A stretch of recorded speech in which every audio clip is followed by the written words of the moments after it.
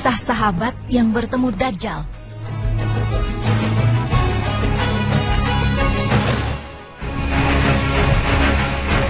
Pemirsa beriman, tentu Anda pernah mendengar kata Dajjal. Dajjal adalah seorang pemuda keturunan Yahudi yang memiliki ciri-ciri fisik sebelah kanan matanya buta, berambut keriting dan bertuliskan kafir di dahinya. Dia pun akan datang pada hari kiamat untuk mengganggu umat muslim di penjuru dunia. Diceritakan bahwa dahulu kala ada seorang sahabat yang pernah bertemu dengan Dajjal. Orang tersebut adalah Tamim Ad-Dari. Tamim Ad-Dari adalah salah satu sahabat Rasulullah SAW yang merupakan seorang mu'alaf karena beliau dulunya bukan seorang muslim. Mengenai kisah ini telah ditegaskan langsung oleh Rasulullah SAW sendiri ketika beliau selesai sholat. Beliau duduk di atas mimbar sambil tersenyum.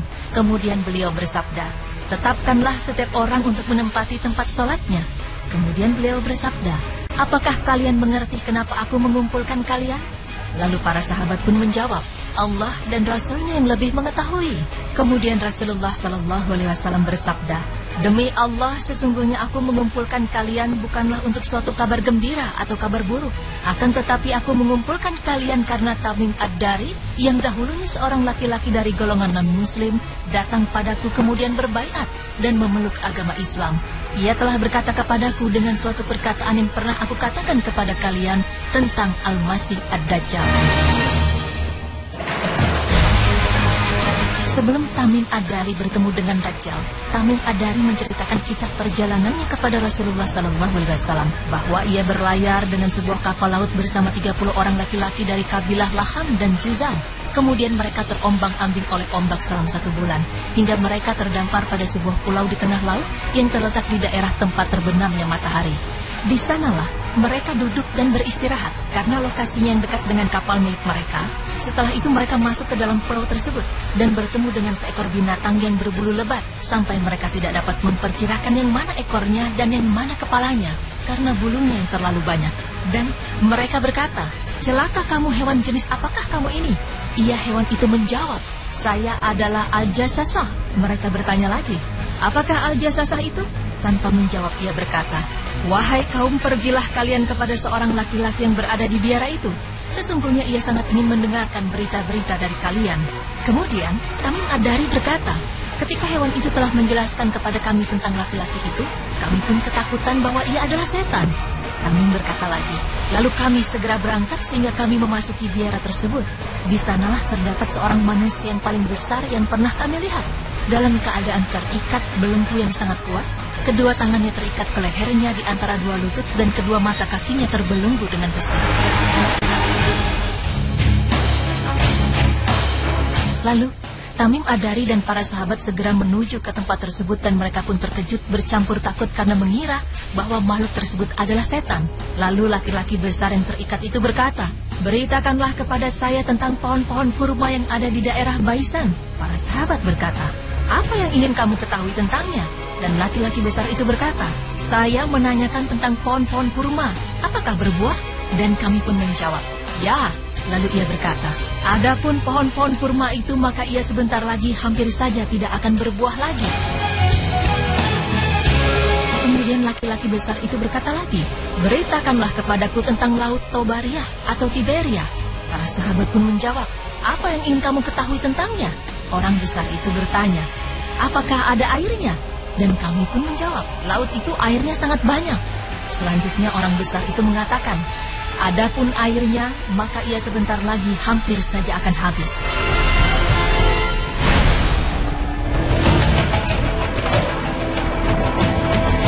Selanjutnya orang berbadan besar itu berkata, "Beritakanlah kepadaku tentang Nabi yang ummi. Apa sajakah yang ia sudah perbuat?"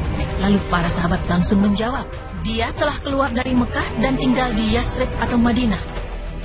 Lalu orang berbadan besar itu bertanya, "Apakah ia diperangi oleh orang-orang Arab?" Kami pun menjawab, "Ya." Dan dia pun bertanya lagi, "Apakah yang ia lakukan terhadap mereka?" Maka kami memberitahukan kepadanya bahwa ia Nabi itu telah menundukkan orang-orang Arab yang bersama dengannya dan mereka menaatinya. Lalu dia berkata, "Apakah itu semua telah terjadi?" Kami pun menjawab, "Ya." Dan orang besar itu langsung mengatakan bahwa sesungguhnya adalah lebih baik bagi mereka untuk menaatinya. Dan sungguh aku akan mengatakan kepada kalian tentang diriku. Aku adalah Al-Masih atau Ad-Dajjal. Dan sesungguhnya aku hampir saja diizinkan untuk keluar. Sesungguhnya telah diceritakan di dalam kisah seorang sahabat yang bertemu Dajjal, bahwa Dajjal memang benar adanya. Dan ia berjanji akan keluar untuk menghancurkan umat muslim di dunia dengan fitnah-fitnah yang besar.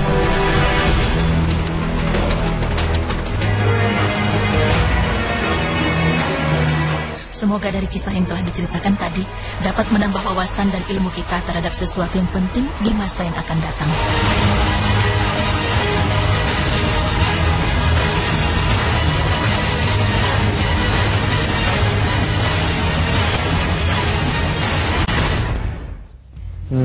Jadi selama ini kita mengira ada beberapa ya. Waktu itu dulu juga aku seperti itu sih, ketika mengira bahwa Dajjal itu dia lahir nanti gitu ya. Ternyata memang terbelenggu ya. Sudah ada dari Sudah dulu ada, dan masih di kerangkeng mungkin ya bahasanya ya. Allah Belum itu. di kerangkeng. Dan memang tadi dijelaskan bahwa di situ dijelaskan ya di berita Islam yang masa kini bahwa memang Dajjal itu sangatlah besar gitu ya. Dan dia bertanya kepada salah satu sahabat Tamim Ad-Dari tadi ya, bahwa apakah ini, dan itu memang tanda-tanda dia bahwa dia akan keluar gitu. Namun memang yang harus kita perhatikan sih ya, ini salah satu hal yang harus kita perhatikan sebagai umat Islam, bahwa memang kita harus berlindung pada Allah Ta'ala dari fitnah Dajjal ini. Salah satunya seperti yang aku bilang tadi, bahwa ada doa di ayat ini ya, di tahiyat akhir setelah tahiyat akhir, Allahumma inni a'udzubika min azabi jahannam wa min azabil qabri min fitnatil mahya wal mamat wa min syarri fitnatil masihid dajjal. Ya Allah, aku berlindung dari kejahatan fitnah Dajjal, dan semoga kita semua terlindung dari fitnah Dajjal. Amin ya Allah. Agak deg-degan memang kalau ngebahas masalah Dajjal ini, karena kayak tanda-tanda kiamat ya. Tanda-tanda kiamat, benar sekali. Oke, selanjutnya kita akan bahas tentang oleh-oleh nih. Kira-kira kalau ada orang mau pergi, kita minta oleh-oleh itu hukumnya gimana? Aku sering soalnya. Jangan kemana-mana pemirsa, tetap di Berita Islami Masa Kini.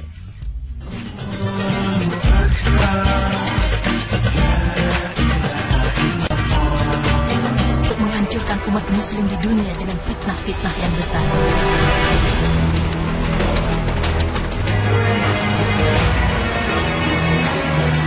Semoga dari kisah yang telah diceritakan tadi dapat menambah wawasan dan ilmu kita terhadap sesuatu yang penting di masa yang akan datang.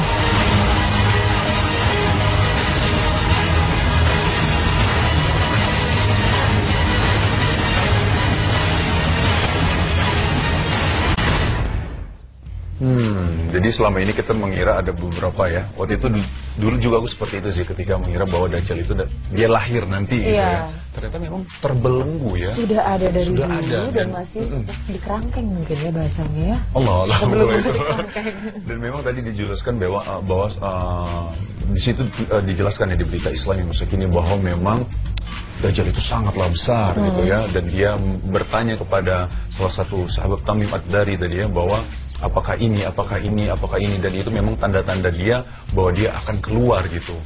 Namun memang yang harus kita perhatikan sih ya, ini salah satu hal yang harus kita perhatikan sebagai umat Islam, bahwa memang kita harus berlindung pada Allah Ta'ala dari fitnah Dajjal ini. Salah satunya seperti yang aku bilang tadi, bahwa ada doa di ayat ini ya, di tahiyat akhir setelah tahiyat akhir, Allahumma inni a'udzubika min azabi jahannam wa min azabil qabri min fitnatil mahya wal mamat wa min syarri fitnatil masihid dajjal. Ya Allah, aku berlindung dari kejahatan fitnah Dajjal, dan semoga kita semua terlindung dari fitnah Dajjal. Amin ya Allah. Agak deg-degan memang kalau ngebahas masalah Dajjal ini, karena kayak tanda-tanda kiamat ya. Tanda-tanda kiamat, benar sekali. Oke, selanjutnya kita akan bahas tentang oleh-oleh nih. Kira-kira kalau ada orang mau pergi, kita minta oleh-oleh itu hukumnya gimana? Aku sering soalnya. Jangan kemana-mana pemirsa, tetap di Berita Islami Masa Kini.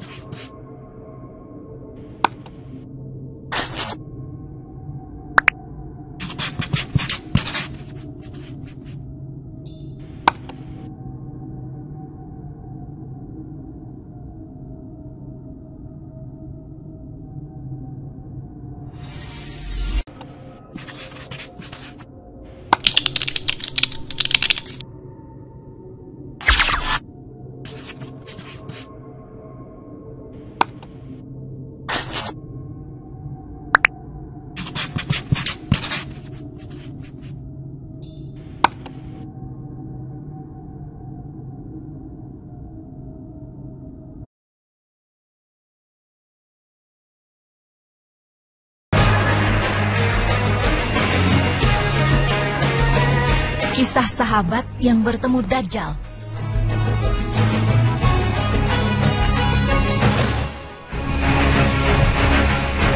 Pemirsa beriman, tentu Anda pernah mendengar kata Dajjal. Dajjal adalah seorang pemuda keturunan Yahudi yang memiliki ciri-ciri fisik sebelah kanan matanya buta, berambut keriting dan bertuliskan kafir di dahinya. Dia pun akan datang pada hari kiamat untuk mengganggu umat muslim di penjuru dunia. Diceritakan bahwa dahulu kala ada seorang sahabat yang pernah bertemu dengan Dajjal. Orang tersebut adalah Tamim Ad-Dari. Tamim Ad-Dari adalah salah satu sahabat Rasulullah SAW yang merupakan seorang mu'alaf karena beliau dulunya bukan seorang muslim.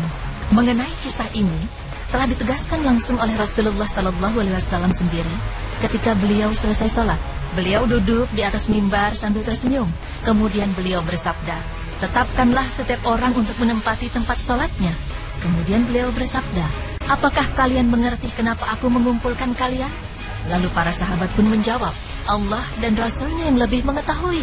Kemudian Rasulullah SAW bersabda, "Demi Allah, sesungguhnya aku mengumpulkan kalian bukanlah untuk suatu kabar gembira atau kabar buruk. Akan tetapi aku mengumpulkan kalian karena Tamim Ad-Dari yang dahulunya seorang laki-laki dari golongan non-muslim datang padaku kemudian berbaiat dan memeluk agama Islam. Ia telah berkata kepadaku dengan suatu perkataan yang pernah aku katakan kepada kalian tentang Al-Masih Ad-Dajjal." Sebelum Tamim Ad-Dari bertemu dengan Dajjal, Tamim Ad-Dari pohon-pohon kurma, apakah berbuah? Dan kami pun menjawab, "Ya." Lalu ia berkata, "Adapun pohon-pohon kurma itu, maka ia sebentar lagi hampir saja tidak akan berbuah lagi." Kemudian laki-laki besar itu berkata lagi, "Beritakanlah kepadaku tentang laut Tobariah atau Tiberia." Para sahabat pun menjawab, "Apa yang ingin kamu ketahui tentangnya?" Orang besar itu bertanya, "Apakah ada airnya?" Dan kami pun menjawab, "Laut itu airnya sangat banyak." Selanjutnya orang besar itu mengatakan, "Adapun airnya, maka ia sebentar lagi hampir saja akan habis."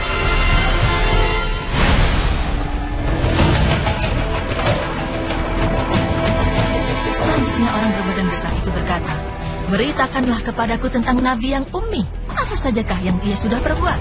Lalu para sahabat langsung menjawab, "Dia telah keluar dari Mekah dan tinggal di Yasrib atau Madinah."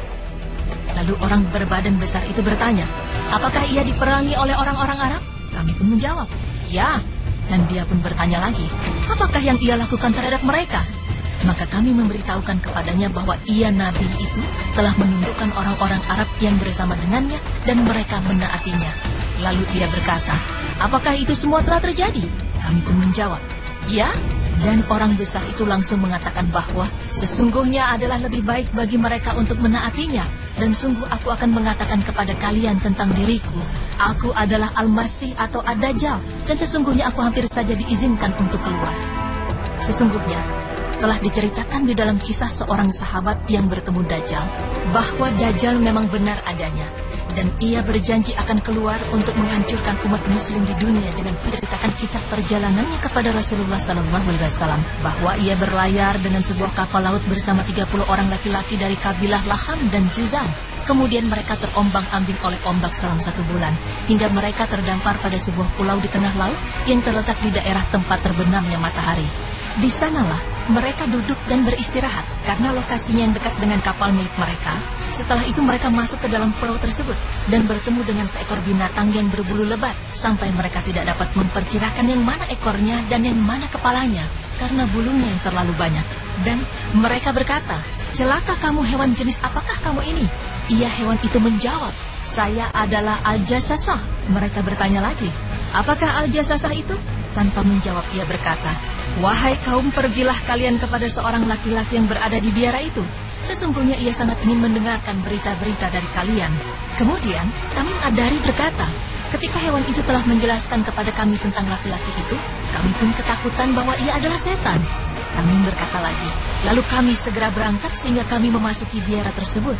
Di sanalah terdapat seorang manusia yang paling besar yang pernah kami lihat.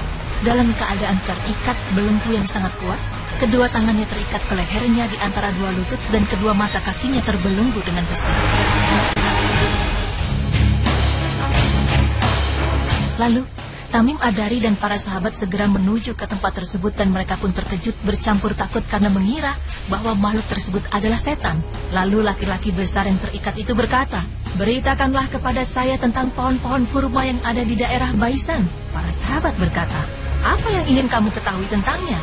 Dan laki-laki besar itu berkata, "Saya menanyakan tentang Berita Islami masa kini.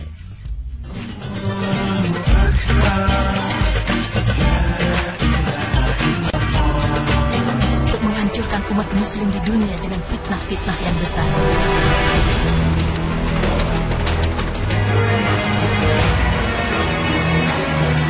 Semoga dari kisah yang telah diceritakan tadi dapat menambah wawasan dan ilmu kita terhadap sesuatu yang penting di masa yang akan datang.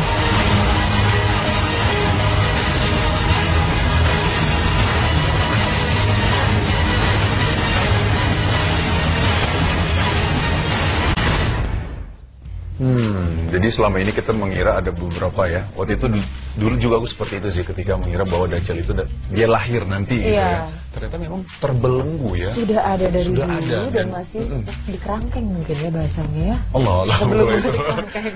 Dan memang tadi dijelaskan bahwa di situ dijelaskan ya di berita Islam yang masa kini bahwa memang Dajjal itu sangatlah besar gitu ya, dan dia bertanya kepada salah satu sahabat Tamim Ad-Dari tadi ya bahwa apakah ini, dan itu memang tanda-tanda dia bahwa dia akan keluar gitu.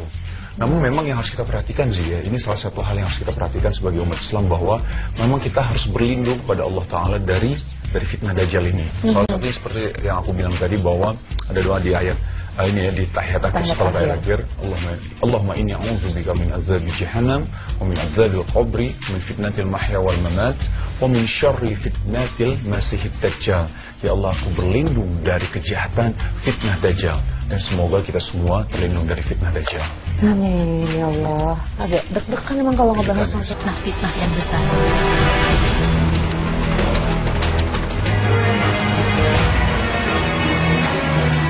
Semoga dari kisah yang telah diceritakan tadi dapat menambah wawasan dan ilmu kita terhadap sesuatu yang penting di masa yang akan datang.